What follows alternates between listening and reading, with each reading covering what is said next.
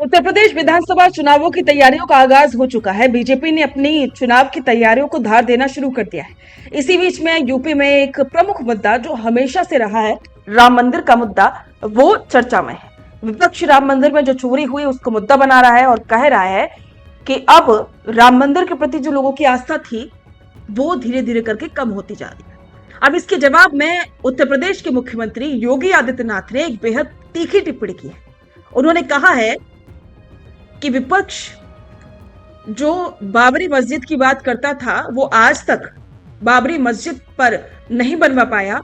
वो विपक्ष जब राम मंदिर बन रहा है, उसकी तैयारियां चल रही है, उस पर निशाना साध रहा है, उसको सवालों के घेरे में खड़ा करने की कोशिश की जा रही है। तो चलिए आपको बताते हैं कि योगी आदित्यनाथ ने क्या कुछ कहा है और इसके साथ साथ ये भी बताएंगे कि यूपी विधानसभा चुनाव 2027 के लिए अब योगी का नया टारगेट क्या है। मुख्यमंत्री योगी आदित्यनाथ ने वक्फ बोर्ड के बहाने तुष्टीकरण की राजनीति पर सीधा और तीखा हमला बोला है।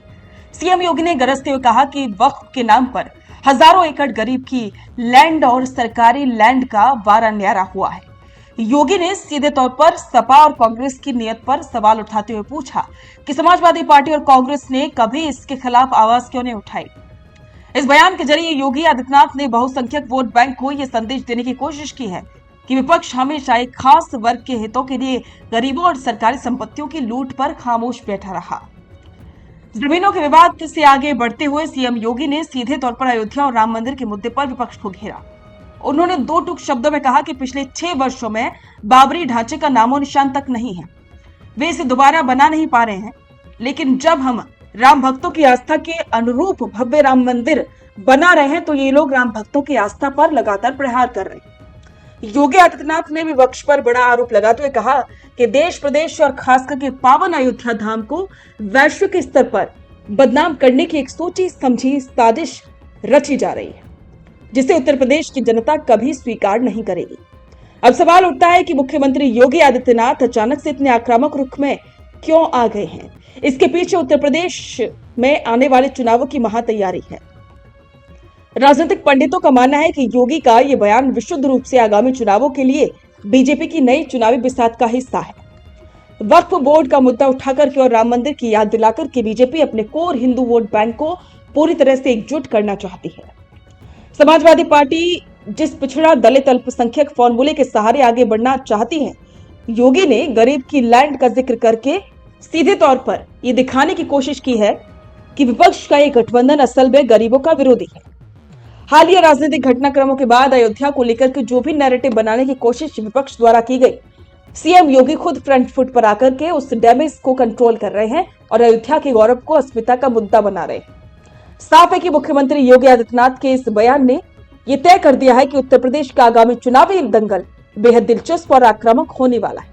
बीजेपी जहां विपक्ष के जो भी आरोप है उनका जवाब देने के लिए तैयार है, विकास के साथ साथ सांस्कृतिक, राष्ट्रवाद और वक्फ के मुद्दों को धार दे रहे, तो वही विपक्ष के सामने अब इन तीनों तीरों का जवाब देने की बड़ी चुनौती है। सीएम योगी के इस विस्फोटक बयान के बाद अब विपक्ष की मुश्किलें बढ़ना लगभग तय है। तो अब तो आपको बिल्कुल क्लियर हो चुका होगा कि इस बार जो उत्तर प्रदेश विधानसभा चुनाव होंगे वो किन किन मुद्दों पर होंगे और कौन कौन से मुद्दे आपको इन चुनावों में देखने को मिलेंगे। तो इस पर आपके विचार कमेंट बॉक्स में साझा करें और यूपी के इलेक्शन के हर एक अपडेट के लिए बने रहें द फैक्ट इंडिया के साथ। बेहतरीन पॉडकास्ट सेटअप्स, शानदार चैनल रीच, जबरदस्त सोशल मीडिया प्रेजेंस के साथ द फैक्ट इंडिया के जरिए बढ़ाइए अपना व्यापार।